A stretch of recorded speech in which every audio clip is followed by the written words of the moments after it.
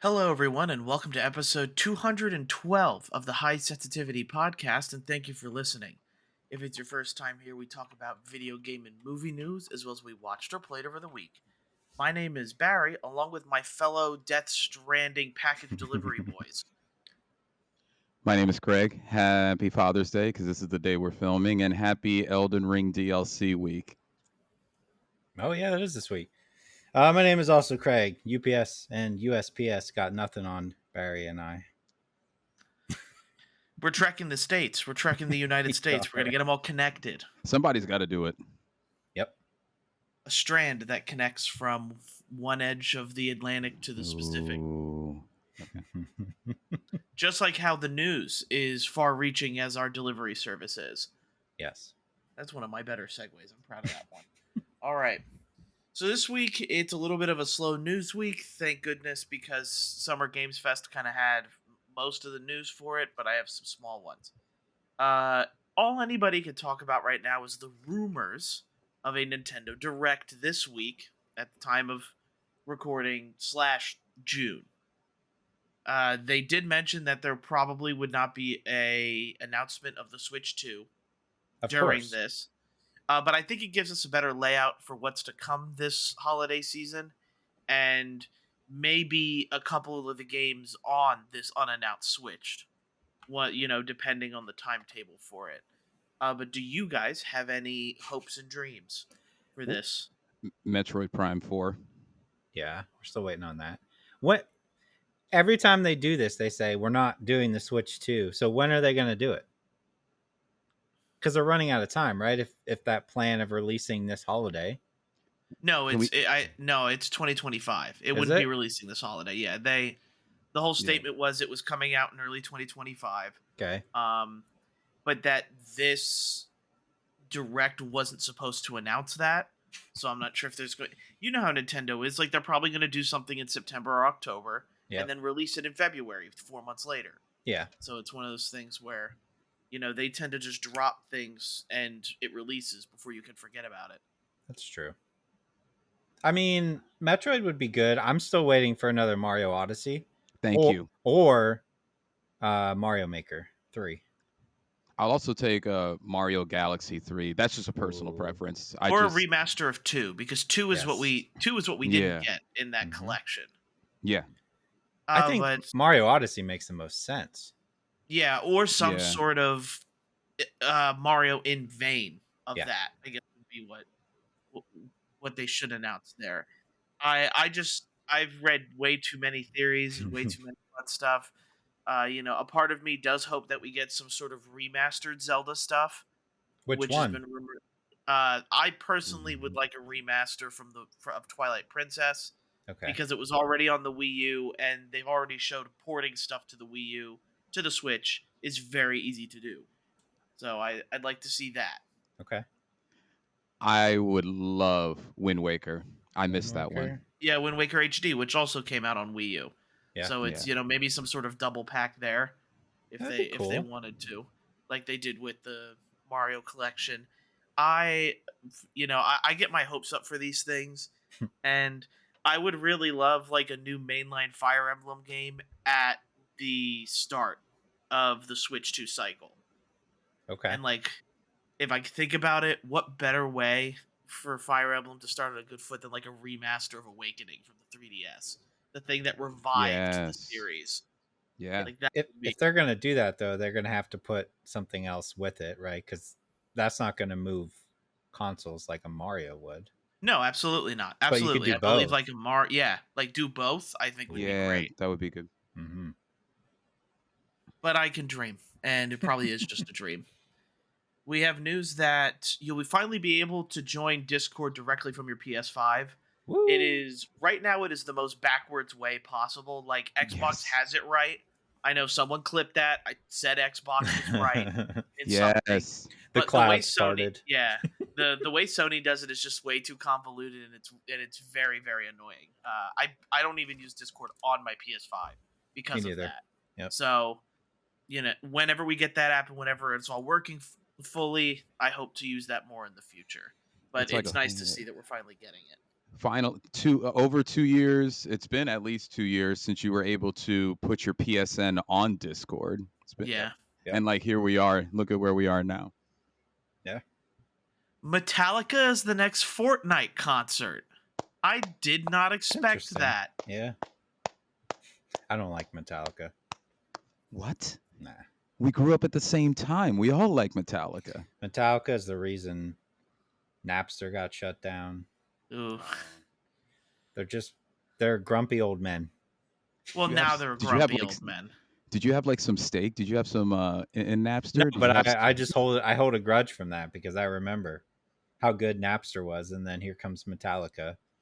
Yeah, in general, I don't. There's been some other things that. Oh, yeah, no Metallica in the college football game either. Yeah, they didn't no want to give up. Sandman. They didn't want to give up the rights to that either. They don't like video games in general, even though they did do Guitar Hero Metallica. Yeah, Guitar Hero Metallica. They did Guitar Hero Metallica and Enter Sandman was in Rock Band 2, yeah, but it was not transferable. Right. Yeah, Metallica sucks. Look, their stance on that thing may be good. I do like Metallica. I have a decent amount of Metallica vinyls, especially their old stuff. I'm with you, Barry. I'm a Metallica guy. I like Metallica. So I'm interested. It's during the time that my dad is up here visiting. A part of me just wants to be like, hey, want to see a Metallica concert and just see what he says. I haven't done a single Fortnite concert yet. Neither have I, but I haven't maybe either. this is the one. Need to check one out for sure. Yeah. You'd start with Metallica, your favorite, as you've just previously mentioned. No. As he said earlier. Please quote him on that.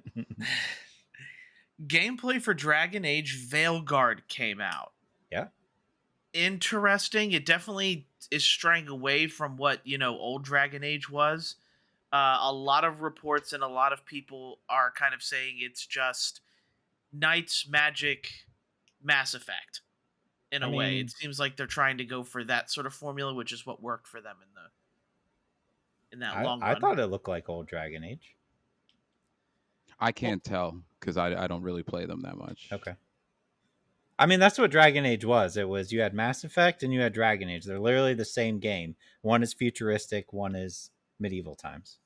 Well, Dragon Age combat used to be different. Dragon Age wasn't like about all this timed dodging and parries and stuff. Like it was more like they're both action RPG. Yeah. Heavy on dialogue choices, that kind of stuff. All right, and then two more from me. Phil Spencer seemingly confirms development of a handheld similar to the Steam Deck on IGN Live. He said he cannot say anything about it, but he did say if they were to do it, this is what we would be doing, and he mentioned many times he could not say more about it. Right. I imagine Xbox wants to get in on a little bit of the handheld slice of pie with the Portal doing as well as it has. I'm not sure. Like now you can get them pretty readily, so I don't know whether or not it has sold as well as it has, but like the Steam Deck sold like so many units. So he did say that they would want to do native installs on their handheld, so not streaming. Yeah, which I would prefer. Yeah, that's what I most definitely. Mm-hmm. Not that I would get one, but I would consider it. Maybe I'm seeing people selling their Portals on like Facebook Marketplace.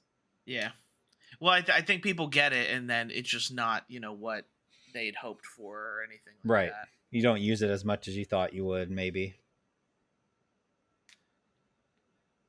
And let's see here. Okay, now I'm in focus again. We can continue. I didn't want to focus. Yeah. And then lastly, the Ubisoft Forward. Not much was shown. A lot of Assassin's Creed gameplay, which was expected. Mm-hmm. I am somewhat interested in Shadows, but I just hate all the racist talk that's going on about the game. Like, people are commenting on the music. People are commenting on Yusuke. Like, just let the game be, guys. I can't stand it. People will look for any reason to be mad.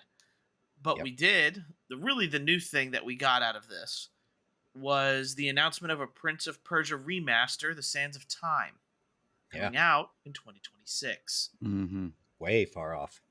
Yeah, so at least we know it's being worked on, but we still got 2 years before, and probably a whole year before we hear anything. Yeah, it's a good game. Yeah, most definitely. Never played it. I It think looks great. I think I have it on 360, I believe. Yeah, 360. But that is all the news I had. Okay. I have two that weren't mentioned already, and then Yeah. we haven't done a thing in a while, so I have Ooh, let's do a question. thing. So first and foremost, we got another Lollipop Chainsaw repop Yes, I'm trailer. so glad you talked about this. September 25th is when it's coming out. This is definitely not a remaster Yeah, that's what. whatsoever. It Yeah. looks the same. Maybe I think they fixed the frame rate, but I might pick it up. I don't know. You guys both know I already have it, like the original, Yeah. but part of me is like I should probably pick this up too because it's so weird to me that they're redoing this game because it didn't sell well when it came out, and I don't really hear that many people talk about it besides myself. But How long ago did it come out? oh jeez, it was 360 and PS3 era, so probably Yeah. I can look it up. But I think with the amount of time since, this could be a sleeper hit based off of just the gameplay, how it looks, and the content.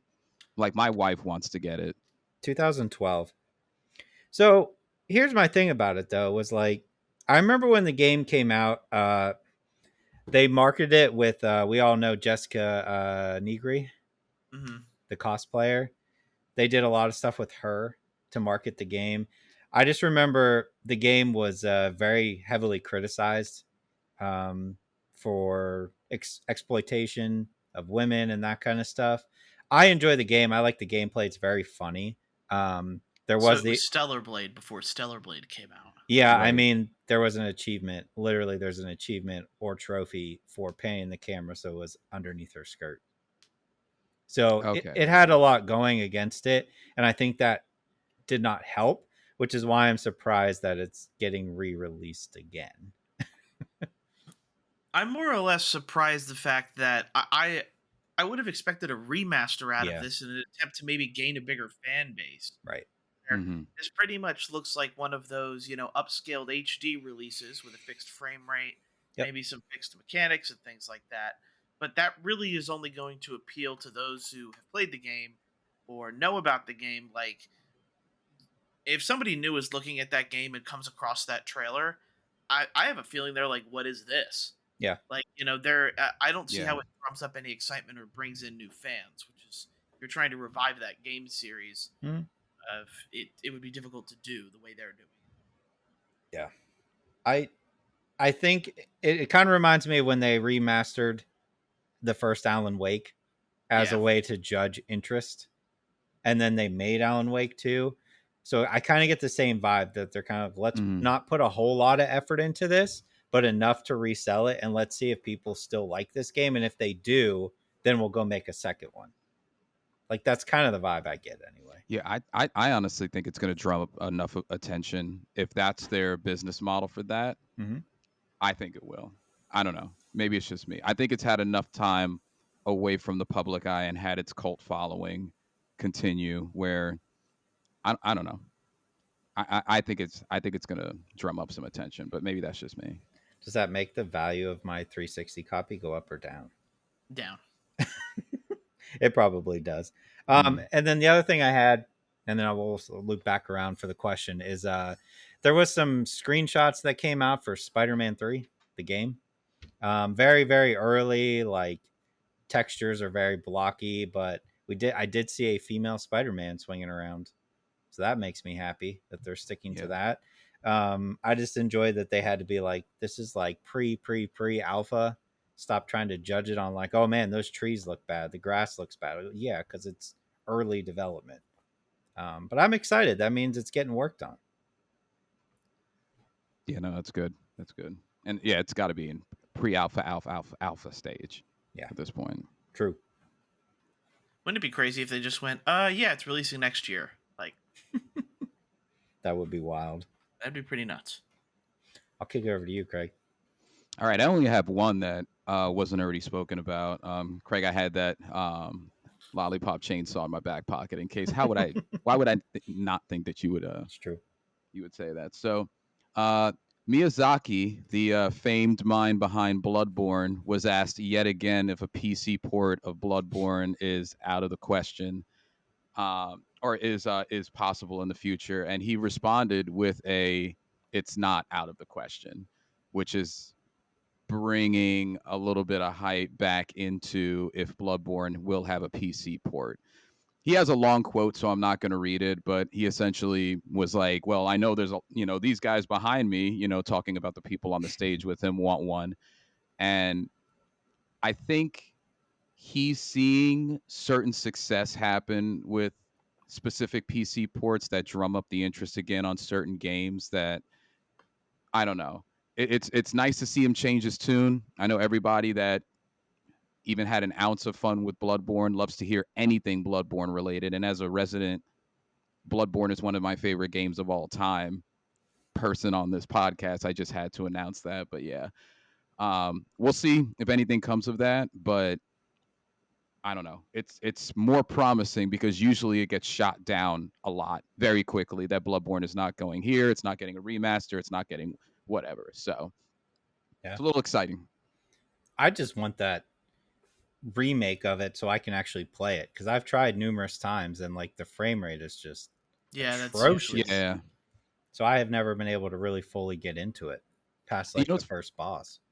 And it's funny, like I talked to my wife about this when I was reading about it, and I wouldn't be that into Souls games if it wasn't for that. Because like I noticed that I don't have as much of an interest going back and trying to do Dark Souls again or Dark Souls 3. Like it was just that Victorian style, that gothic Victorian style of Bloodborne combined with the difficulty. And I remember slaving away and trying to figure out if I'm going to be able to get this game or not. And I just did.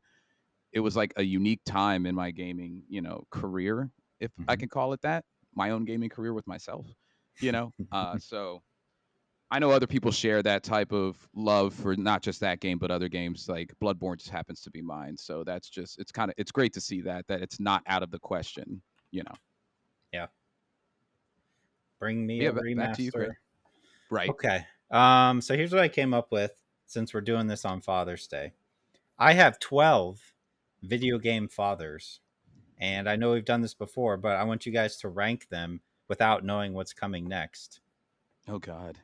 So video game fathers, let's grade them on how good of a father they are.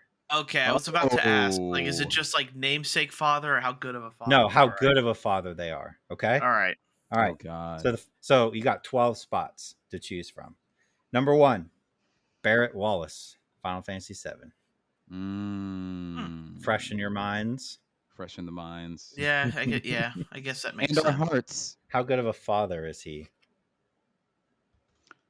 Are we collectively ranking? Just doing one big I collective mean, between Barry and myself? that's probably like yeah. I mean, Yeah, unless you that'd want to be do the two easiest. separate ones. Okay, we'll do collective. You guys can come up with a collective one. Barry, that story is fresh in our brains. He had Well, a good. like, he I had a don't good know if part. I know all of like his story just yet. Like, I seem to know a decent amount. Like, I still haven't played the third part. But You I know want what to happened say, to his town? yeah. Mhm. You do. But that's not so much being a dad Correct. as that is. I think he's good to Marlene. I'm gonna. When he's around, When he's around. That is true. Seems to care. That's right. Marlene keeps saying, "When's my dad coming home?" Yeah.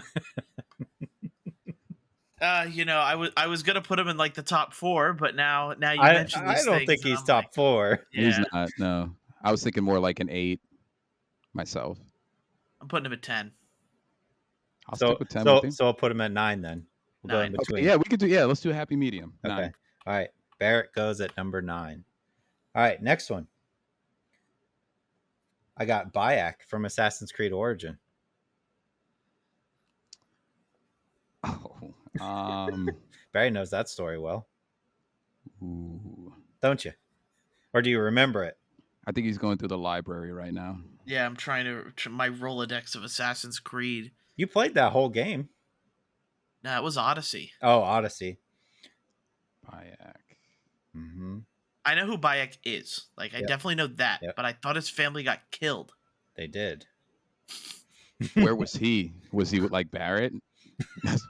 His family did get killed. Yes, Yeah, it's the whole reason he becomes an assassin. correct. He becomes an assassin because his family gets killed. So does that make him a good father or a bad father? He took down the entire government because he was pissed off they killed his kid.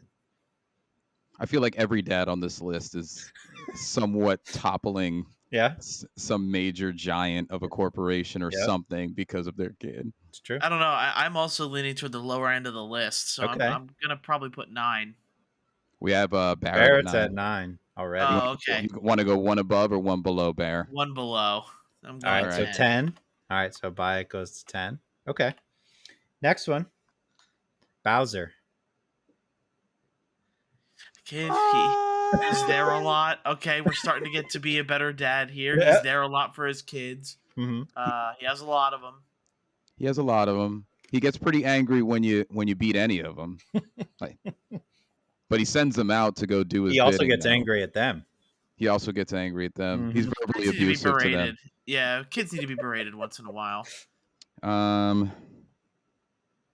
I'm thinking 7. That's the first number that comes to my head. I'm also okay with 7. Bowser at 7. Okay. Is Joel on this list? Sorry, he is. Yeah. Okay. This one might be more aimed towards me, but I think Craig, you'll at least. How about Dr. Light from Mega Man?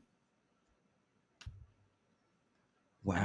I know a little bit about Dr. Light. He looks like Santa Claus. He does.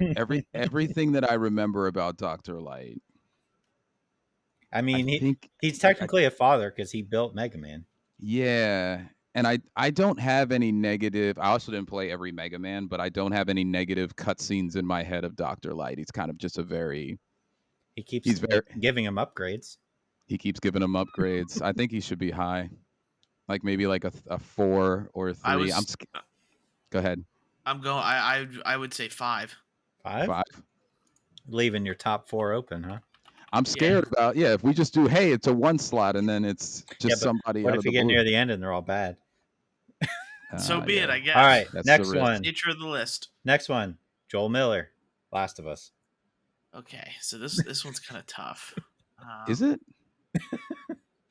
But my only thing, are we talking about him being a dad to his child or being a dad in general? Both. Oh, we're doing both? He's a father to both. Okay, all right. He's totally a father to her. Yeah. Both games. I'm slotting him at 2.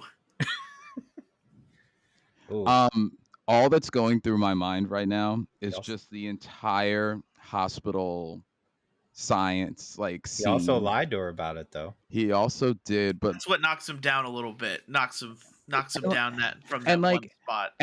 And having not been a parent, and also having not been through a zombie apocalypse, I don't know. I don't know if you withhold or tell. So I'm gonna. Do you say 2, Barry? Is that what you said? Yeah, I'm also okay with 3. I'm kind of good with. Are we gonna have a dad on here that plucks at the heartstrings like Joel, no matter what? I'm not telling you anything. We're heavy Joel supporters here. Put him at 3. Put him at 3. Put him at 3. Joel Put him at 3. Miller at 3. All right. Definitely did some horrible stuff, but relatable to probably any dad. All right. Next one. John Marston. Red Dead Redemption. The first one. He's also in the second one, but his son. I don't remember his parenting style. You don't remember the first one? He dies. Yeah. Spoiler. And then his son avenges him. His son does avenge him. John Marston as a person, as a father. Wait. It's coming back to me because don't you get a lot of your father? Mm-hmm. He was a man. Yeah. I think the characters constantly recount on his exploits as a person, or maybe exploits is the wrong word. I don't know. It could depend on how you played that game too, because you could play good or bad. Yeah. I'm okay with putting him in the 7 range. Bowser's at 7. You have 6 and 8 available. Okay, so we would do. I'd go 6 or 8. Let's go 6. 6. Let's be fun. 6. All right. John Marston at 6. We're gonna have to hope for some bad dads. Marston. All right, so you have 1, 2, 4, 8, 11, and 12. All right, next one. Kazuma Kiryu. Like a Dragon, Yakuza. One. Is he? I mean, sorry, that was he's a criminal. He is a criminal, but we're doing things based off of dadding. Fair. This one, Barry hasn't really interacted with Kiryu too much. No, I'm leaving this in your hands, Craig. Oh man, Craig, take the wheel. You're fresh take it off from this my hand too, like a dragon. Yeah, it's. You have 1, 2, 4, 8, 11, and 12. I'm all right with making him. If Joel is 3, I'm all right with making him 4. All right. I feel like that's fair. All right. Kiryu. I freaking love that guy. Yep. Next one. Kratos. Ooh. All right. I'm a big fan of this dude here. Oh, He's yeah. a tough dad though. He's a tough dad, but his kid's growing up in a tough world. Mm-hmm. Yeah. I am of like probably 2. It's either 2 or 1 for me for him. Okay. No, I'm okay with either of those. It's tough to decide 2 or 1 for me. I'm trying to think ahead at other dads, and I can't come with any dads. If we think about so him to Atreus is very good, but we have to remember he did get tricked in a blood lust thirst of power. Yep. He did kill Calliope. He killed his wife and son. Yes. Yep. Wife, daughter. It was his daughter at the time, and then he also treated the Pandora's Box girl like kind of like a daughter, and then she died as well. So this man's kind of got everything taken from him. Yeah. Is that knocking him down a peg, Barry? Is that what you're saying? I'm just trying to remind you of some of the stuff he may or may not have done as a father. Where if you were a true number 1 dad, you would have broken through Ares' deception and not killed your family. Or you would have went straight to Hades and brought him back. Yeah.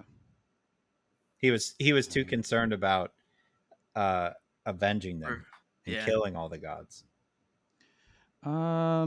He's still a good dad though. What's the next number below 2? You have 1, 2, 8, 11, and 12.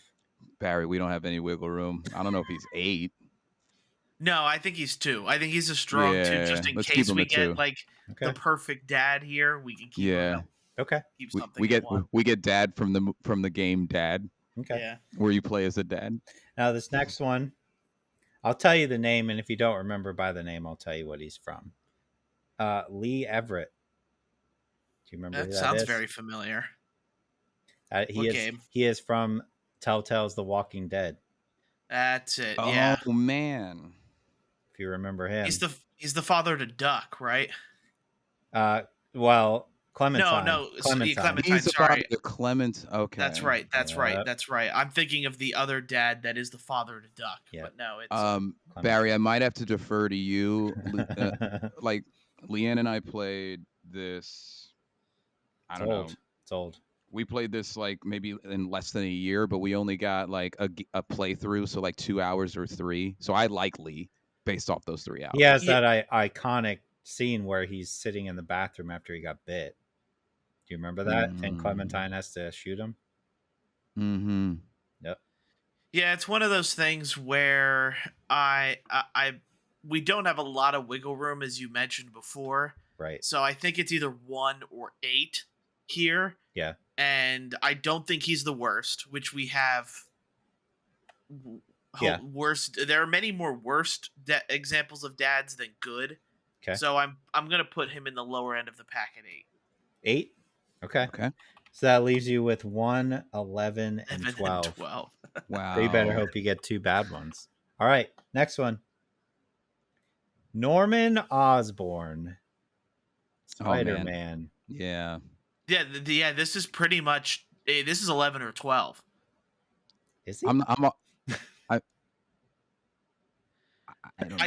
I guess I am taking it from the video game version where he did do a lot to his son, but then also there are a lot of consequences Right. from doing this to his son. Instead of like maybe not turning to a symbiote or something else. Right. Right. This dude has millions of dollars. Probably could have come up with a better solution. Okay. So you're thinking 11 or 12? I'm gonna go I'm fine with that. I'm fine with him not being 1, most definitely. Yeah. I don't 11. think he's 1. 11? Yeah, I think we just set this up for either disaster or greatness. Yeah, like the next thing he's gonna say is, "All right, your dad's." That's what he's gonna say. All right. Ready for the next one? Yeah. Sam Fisher, Splinter Cell.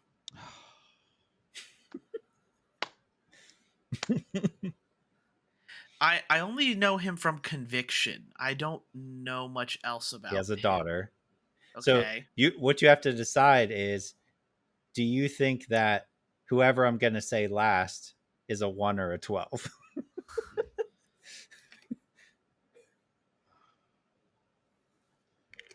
It's not looking good, Barry. I mean, I'm all right putting my head on my pillow tonight knowing that Sam Fisher is at 1. But like, I don't know who that last. Is he that good of a dad? Oh, he is. He is. Yeah. He's pretty freaking good. I have to take your word for it because I only really know him from Conviction. I don't know what lengths he's done to take care of his daughter. Yep. But if I am okay with that. I'll put it to you this way, Barry. I don't remember which Splinter Cell game it is, but there is a point in one of those games where he has to go rescue his daughter, and it's one of those like, you are going to die, and he does not hesitate. He's like, I'm going. And it's a cool mission. Yeah. Very cool mission. So you want him at 1? Dad. So you got to hope that whoever I say last is bad. Yeah. Okay. Yeah, we do. Right. We do have to. Your last father is Jekt, Final Fantasy X. Oh, hell yeah. We aced this. We absolutely aced this. Better known as Sin, right? You can't come up with a better list. Yeah. Good job, Craig. All right. Jack was good for like 5 minutes. He was never good. No, but it was it was like, remember those cutscenes where he keeps making fun of him because he can't play blitzball? Yeah, in the beginning. And there's like girls around him, and he's like, yeah. He was the worst. That's when you learn the Jack shot. Yep. You have to go through that cuts. Oh my god, I hate Jack. Yeah. All right, I'll recap everybody. Hells yeah. Sam Fisher is at 1. Then you got Kratos, Joel Miller, Kiryu, Dr. Light, John Marston, Bowser, Lee Everett, who might be a little low, Barrett, Bayek, Norman Osborn, Jekt. I do have to admit, I think Lee is kind of low in those settings, but I think we only missed by 1 or 2 spots there. Yeah, you did pretty good with him, honestly. So I'm fairly happy with that. Well done. Killed it. Screw you, Jekt. Yeah, Jesus. So glad. We nailed the 12 spot with Jekt. Yeah. My god. Imagine if you left 1. Jekt. All right. Let's talk about the games we played this week. Not with our dads, but just by ourselves. So this week I played Monster Hunter Stories Remastered and Death Stranding. I got some Death Stranding, and I also played a bunch of Autopsy Simulator this week. Ooh. Guys, this was a big week for me. He finished stuff. Infinite Wealth, done. Okay. Persona 3 Reload, done. Ooh, nice. I went from one Atlas game to another, and I'm playing Shin Megami Tensei 5 Vengeance. I did see that you were playing that. Yes. Okay. Lots of games. So I guess the main thing I do want to ask you, I'll have you start, Craig, with Vengeance. Is the DLC able to be gotten without purchasing? Without needing to buy the entire game over again? Like, they make it very confusing to figure out if... Yeah, so Did you purchase it? I purchased the standard game. Yeah. And I'll tell you why. This actually goes into my description of what I think so far. The Vengeance game, the original game does not come with the DLC. I think you have to purchase it because I ended up purchasing, like, they have like a $15 pack in the PlayStation Store that gets you everything. I'm okay with it. Okay, But if you're talking about new storyline and all that, that's not what you're talking about. Like the thing that they're advertising with it. So essentially what happens is at the beginning of the game, they have, similar to the Stellar Blade question, you have to they offer a hand and you have to either take the hand or refuse the hand. If you refuse the hand, you play the original story, which is called the Canon of Creation, that you got in the original Shin Megami Tensei 5 game. If you take the hand, you get the Canon of Vengeance, which is an intertwined, and I know because I put like 12 hours into it already, intertwined. So new missions are popping up in the middle of the original storyline. So about 5 hours in, I was playing an additional different mission, fighting somebody different as a boss, and then all of a sudden the next mission was similar to the regular one. So it's monetarily for me worth it because I played the original one on Switch. The graphics are Switch graphics. This has not a complete makeover, but quite a nice bucket of paint on it. It's on a PS5, and it also has a different enough story where I don't feel like I'm just playing it all over again. Okay. So for that reason, if you like Shin Megami Tensei 5 and you beat it, I suggest getting it. I think there's already enough content in the 12 hours that are different that make it, and a lot of quality of life stuff too that make the game easier to navigate because those maps are big. They did a couple of things as well to make it easier for you to like go back somewhere to do all the stuff you want to do.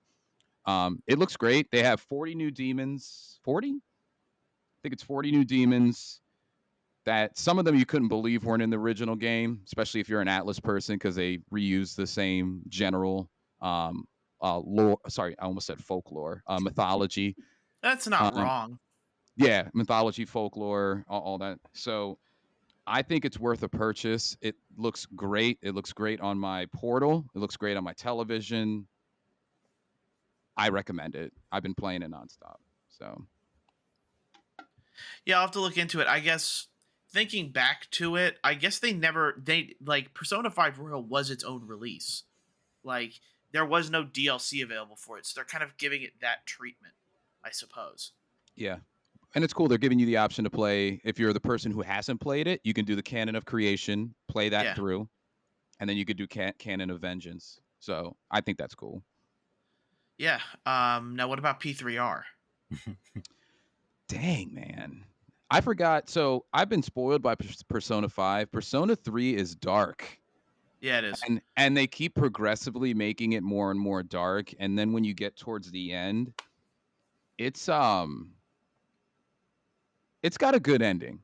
I like it. So I don't think anybody can beat Persona 5's cast of characters and how you feel about them. Persona 3 also has a leg back in the interactions you have because Persona 5 is like so cutscene heavy that you can't help but fall in love with everybody you're going with and learning about. But it's a great game. It looks pretty. It's got a nice soundtrack. I thought I would get bored because the location is just going up that tower repeatedly. Towards the end, I lost a little steam, but I was never bored while playing, and I think they explore a lot of the themes that we were used to. I cannot believe they continue to get away with how you summon the personas in this day and age. I just think it's really funny that they do it that way. But Atlas is always trying to figure out a way to push it further or make their games different. It was good, and I was really sad at the end that it was over, which is how I think a game should feel when you're done. Like story's over. It's not because there's DLC coming out, which makes me excited based on how the ending was because it does kind of leave you like just want a little more. Door's not closed yet. So and then the last thing for anybody who has played an Atlas game, the calendar is pretty easy to get through at the end. That means like anybody who's played a Persona game knows what I mean there. Like calendar is definitely easier to get through at the end. I think some of us can lose steam in December and January and sometimes November, but they keep it moving. So Not game of the year, but I loved it. I loved it. Fair. Now your time with Infinite. Yeah. yes. Infinite Wealth gave me an infinite wealth of feelings. This is top 5. I'm gonna be I'm gonna go out there and say it's top 3 for me. I don't think the game is gonna beat this. The build up throughout the game is very, very nice. You have a chance to see Ichiban and Kiryu and their cast of characters. Chapter 10 and on is a build up for the end. I think there's a room where somebody could say that the endings, or I guess the ending is a little predictable. But hot dog, man. Hot dog. Hot dog. That game at the end really just ties everything in, brings it to a nice close while still feeling like it leaves somewhat of a door open for another installment in 2 years that you would just like want immediately. And whether it's Like a Dragon or I guess it would or wouldn't be Yakuza. Do they make actual yeah, Yakuza? Was that technically man who erased his name Yakuza? Considered? Well, they don't use Yakuza name anymore because They don't use that one, yeah. In Japan, it's just Like a Dragon. It always has been. I got it. Okay, so they named it Yakuza over here so we would understand it. I think they just understand how to make a story. They do. They just do.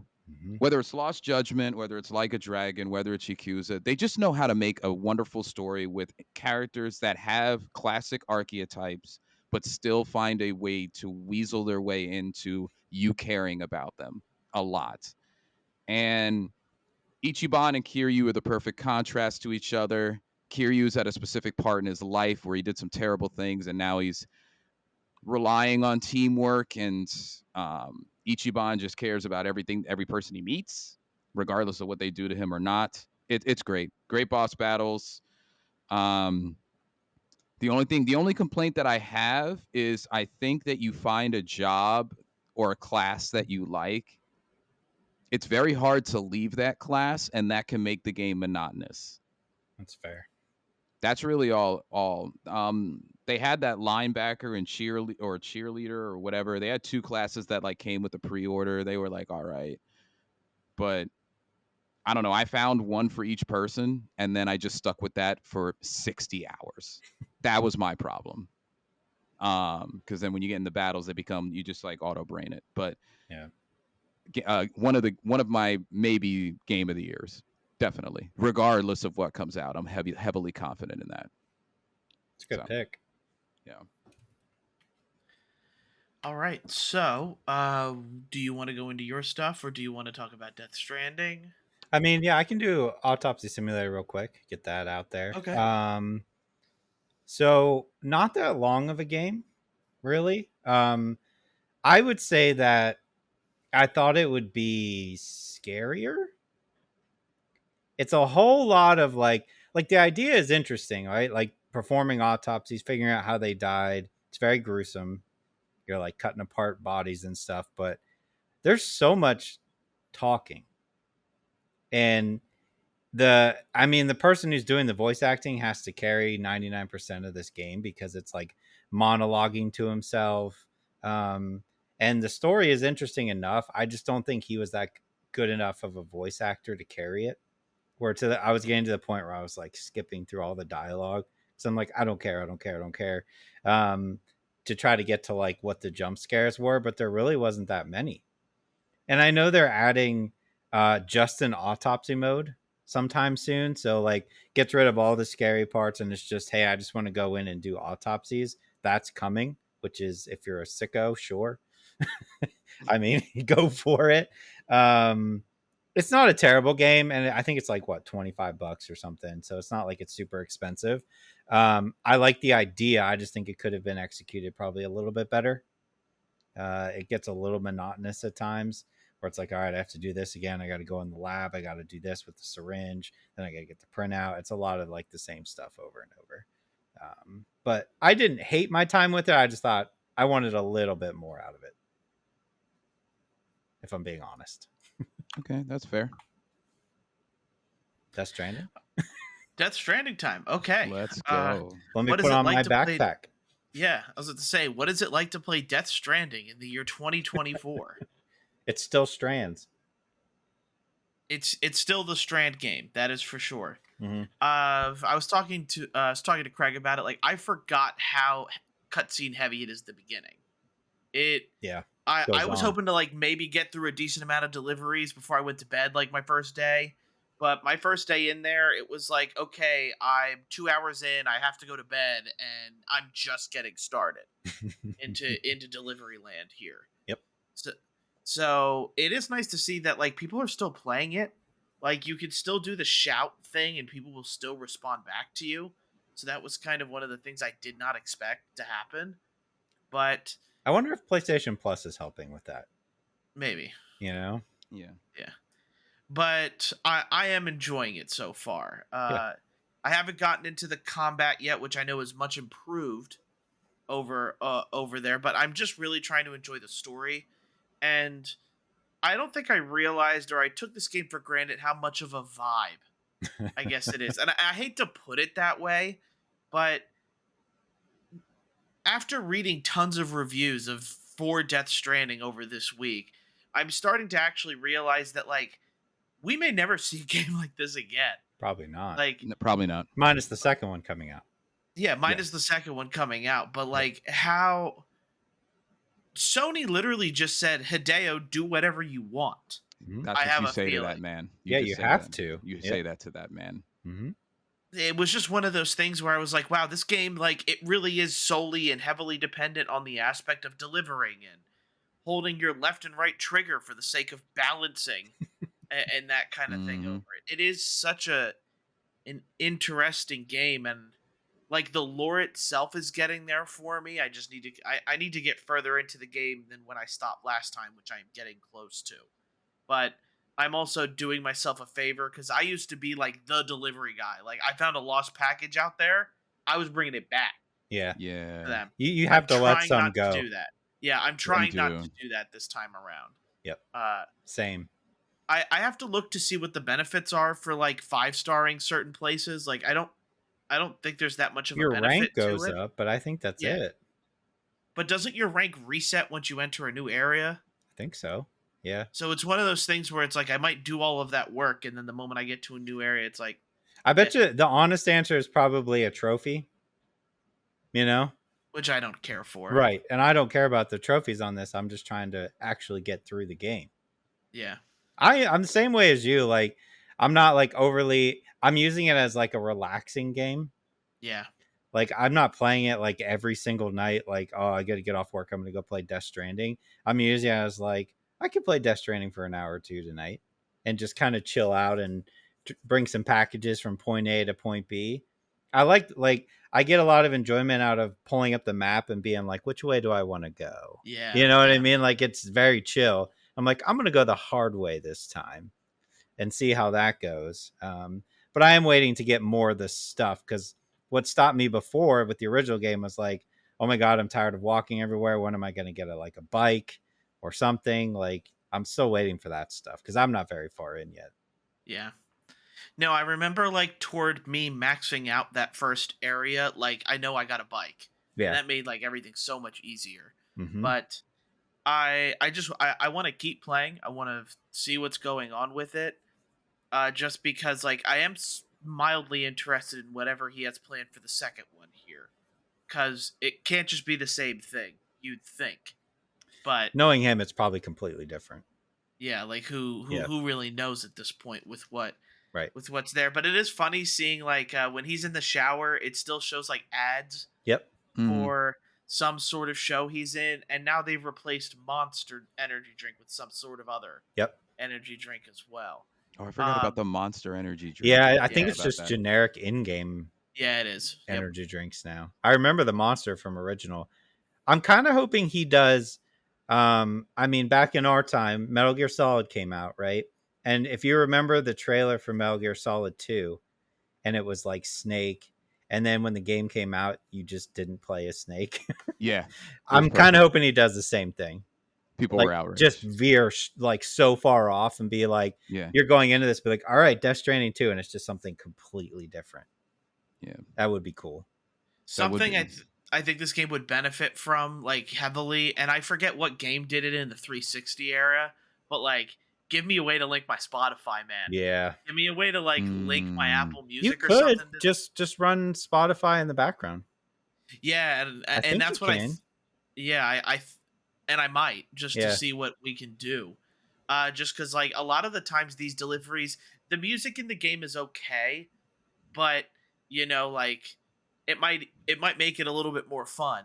Yeah. yeah, of If course. you're delivering just non-story critical missions, you put on but your Dua Lipa playlist, for example, and you're Ah, yes, everybody's Dua Lipa I playlist. think Yes, yeah, Hideo is. I at the mean, he ready. was very intent on those songs specifically in that game when it came out. And I absolutely. believe that artist died. Oh Um, wow. so I wouldn't be surprised if there was a way not to, because he's so like the music matters, the story matters, everything matters to him. It's all like a puzzle for him. Yeah, and that's why like I would turn it off when it's like story Yeah. stuff, Yeah. but when it's me opening up when it's me not opening up but grabbing packages that are straight in a river. Yep. Come on, people, why are we dying in this game? Why do I got to pick up your Right, crap? It's true. right. It's true. It's really rude. Did that disappear? Did they ever give a date for Death Stranding 2? Where did that go? I think it's next year. Um, Did we see a I trailer last year? yes, yeah, but I think it just has a year, right? yeah, But I we think it's also have next year. his horror game too. Yes, we do. So he's working on 2. As it to say, I guess I thought he was also working on Pragmata. Is that the horror Oh game we're yeah. thinking of? No, That no. is. There's the one he's doing with Jordan Yeah, Peele. I thought so. Yeah, there's that. I thought he was working on Pragmata. We just Oh, he we Which just might was saw the the be. one year. with like the little girl. Yeah, where'd that go? That Did, I might be confusing Let like me look it up. whatever male soldier was there. Pragmata. I thought Pragmata we got I It's don't think we got suspended, but we didn't. We had like a no set date. I feel like we had some bad news on Pragmata. it's made by Capcom though. Oh, okay. So I don't think that's him. Yeah, so I might be confusing that then. Let me see Well, if I am confusing it then. We don't have a date for Death Stranding 2. It just says 2025. yeah. Pragmata was Yeah. shown in 2023. Yeah, it doesn't look like nothing on Pragmata. I forgot Okay. about that game. But then I'll go a little bit into. Do you have anything else to say about Death Stranding particularly? No, I'm having fun. No? I'll go a little bit into Monster Hunter Stories Remaster. There isn't much to say. I didn't like. It's one of these weird things where Nintendo has decided to remaster the 3DS version of Monster Hunter Stories just with voice acting. It does have a little bit of fresher coat of paint, but it is going from a 3DS to a Switch. It's not that big a jump. It's mostly the voice acting with it, but then also it's a double package. So I have a download code for Monster Hunter Stories 2 Wings of Ruin in there, and I have the physical version on Switch. So it's one of these things where I might be on the lookout. I might be doing a giveaway next week if none of my friends want to try it or play it. I'm going to first give the invite to my friends to have that download code, but it is. I like this version of it better. If you haven't played Monster Hunter Stories, don't go whipping out your 3DS, buying the 3DS version, and trying to play it that way. Just get this version and play it this way.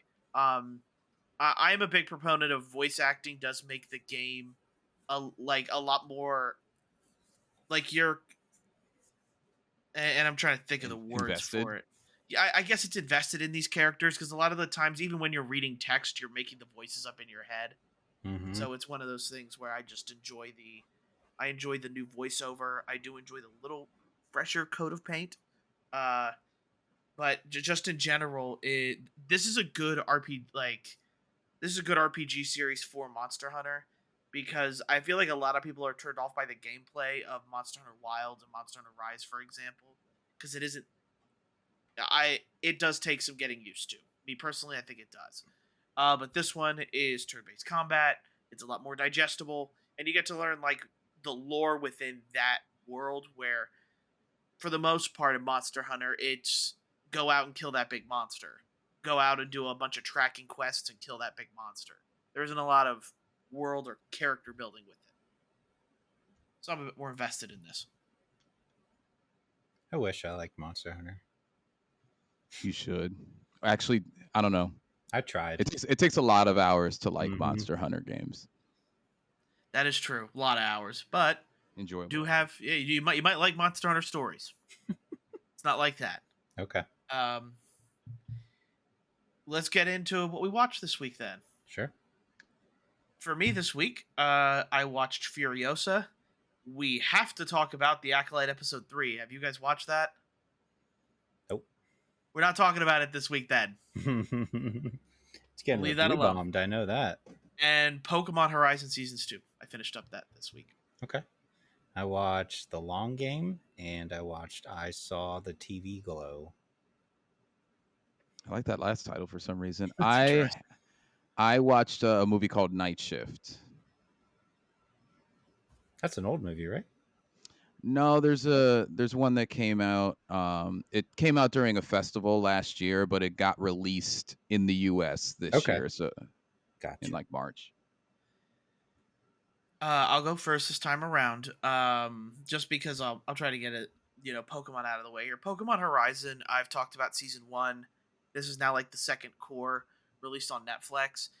I have to be honest, I sometimes really hate how Netflix does this sort of stuff where we have to wait so long for a new 12 episodes to get dubbed or subbed in order for it to be released in the States. Because I see all the pictures of where the show is further on, but I feel like I'm nowhere close to that.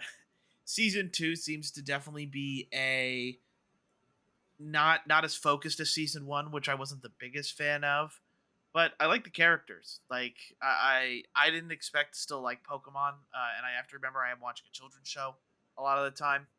But I really like Liko. She's a very likable main character, and I think Ash, like if you're comparing her to Ash, I think she does a really good job of like holding that mantle, and other characters as well.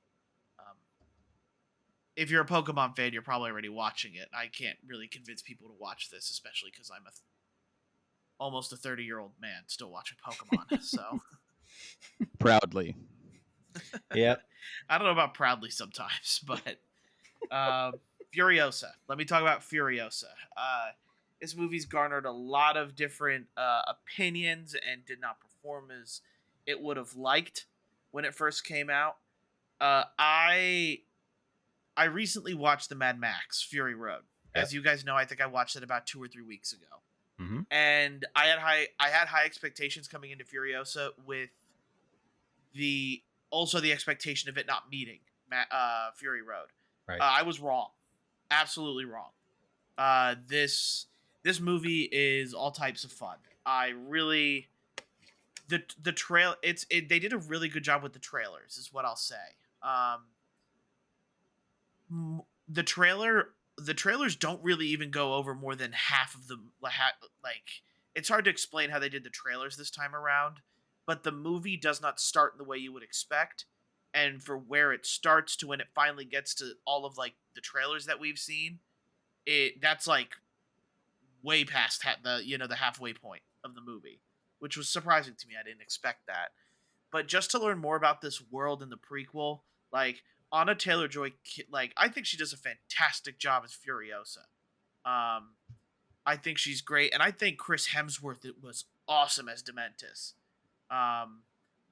The whole world itself is just fun. You get to learn more about like Gas World or whatever it's called, the Gasland, and then there's Bullet Farm. Like Bullet Farm, yep. It's funny to me that there's like these, and I haven't watched the other movies or like the older ones with what's his name? Mel Gibson. Mel Yeah. Gibson. But I really like this movie. I will definitely be buying it on 4K and like 4K when it comes out. It's fun, and I'm actually really enamored with the world more than I thought. Yeah. I didn't know about Bullet Farm and Gas World or Gasland, but I'm more interested in them now, just for what they all provide and all of the goofy characters that come out of it. Yeah. I don't know what it is about Immortan Joe and Dementis, but the bad guys in all of these like movies, they're charismatic enough to the point where I kind of like them. Yeah. The bad guy we're supposed to hate and root for or root against. Sorry, uh, but surprisingly, I really like it. And Furiosa lived up to my expectations, You bring which up a I good didn't think point. it would do. Yeah. You bring up a good point, Barry. Even in Fury Road, there's like a couple of bad guys that are like accompanying Immortan Joe throughout the chase. You don't really know a lot about them, but they're all so charismatic. Homeboy who got the shrapnel in his eye, and then he just takes his two like SMGs, and he's like, "I am the Lord that will purge this land," and he just starts spraying while the car like that's you don't know anything about the guy really, except that he's charismatic enough for you to kind of just like want to know more. That's the thing, you want to know more lore about all of these people and the world. You should try playing the game. Yeah, Like the game's Fury, really good. the game's really good. That's what I heard. I Mhm. watched a couple reviews of what that game was. I'll hold on to that. I have a death grip on that game. Yeah, It's a good game. it's a great game. I'm glad you liked it though, because I still haven't seen it in theaters, but like I was reading a bunch of reviews and like a lot of them weren't good. And I was like, oh, Yeah. that's kind of disappointing. But I'm glad you liked it. Like one thing that I will say is it's really hard to match the type of oh my god, what's going on here after watching Fury Road. Yeah. Especially that being my first Mad Max movie. Like I was like, wow, this is amazing. Like this is just so different. Yeah. And there is this one and like there are these tons of these sequences where they're riding on the, gas truck train thing. And the one battle sequence and their use of like aero gliders and motorcycles, like the way they use it, it's not as I think over the top as Fury Road, but it was one of those things where I'm watching it, I'm like, this is amazing, like what they're doing with this Practical and like effects, the shot right? and the shot direction that they're doing with it as well. I was just astounded, which I didn't think would happen in this movie because I hold Fury Road in such high regard. Yeah. But Furiosa does a really good job of matching it. All right. That's fair. And that one actor, the one that drives the truck, absolutely should play Solid Snake. Yeah. In a movie. Yes. It is uncanny how Yes. much he looks like him. Okay. All right. So I'm going to do the long game first. I enjoy me some sports movies every once in a while. This one is about golf. So it takes place in the 50s. It centers around a group of Mexican American kids who are caddies, but they're not allowed to play golf on the actual greens, right? So they build their own in like this field. They build their own like 9-hole course. And then they start their own, they get invited to start their own golf team for their high school. It's based on a true story. I really enjoyed it. Any type of sports movie, you're gonna pretty much reel me in unless it's just god awful. I don't know. There's just something about a good sports movie that just makes you feel good, man. You know what I mean? It was and after it was over, I was like, man, I should watch Remember the Titans again. Yes. It always comes Yes. back to Remember the Titans.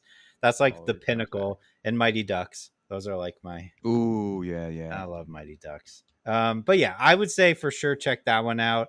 I don't know. I didn't see it in theaters at all. I don't remember seeing it. Yeah, so I don't know if it was just like a smaller release. There isn't really anybody huge in it. Dennis Quaid's in it.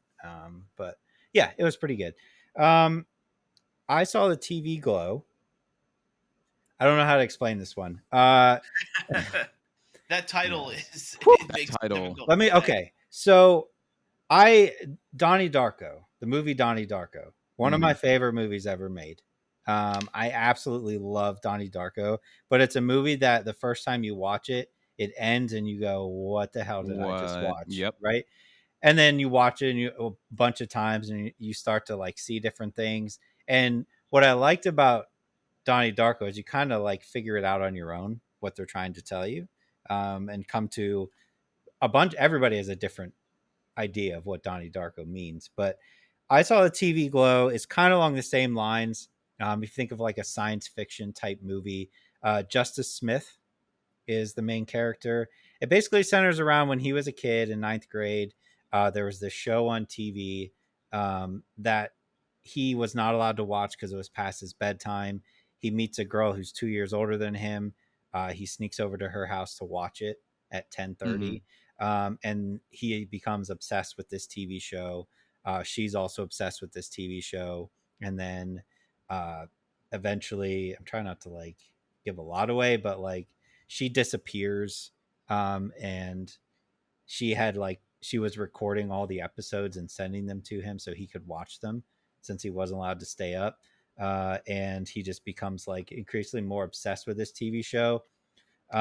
It's a very weird movie. It's one of those movies that's like it's definitely a metaphor. I finished it because it ends very abruptly. I finished Okay. it and I was like, I have an idea of what I think this means, and I immediately went and looked it up. And at least from what I can tell, I think I'm right. Um, it's definitely like a metaphor for I don't know, like if you want to figure it out on your own, I won't tell you. Or if you want your own opinion, I'll just, if people want to know, I guess I could say next week or something. But Mhm. it's definitely what I was looking. I was like, I think this is what they're meaning, and that's what the general consensus is what they think it means. Very heavy on like a '90s vibe, which is cool for like Craig and I to see Yeah, all yeah. this stuff. Like uh, Fantastic his decade. his dad is played by Fred Durst, which is Awesome. kind of cool. That is Uh, awesome. it's just a very, you're either gonna like vibe with it or you're gonna hate it. You're just gonna absolutely hate it because you're gonna be like, I don't understand what's going on. This is the weirdest movie I've ever seen. I I this might sneak into like my top five, honestly.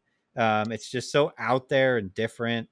Um, I don't know. Like I'm trying not to say too much because it's best to, just like Donnie Darko, it's best to experience that movie for yourself. Yeah, you can't explain that to nobody. No, you Explained can't Donnie explain Darko to Donnie anybody. Darko.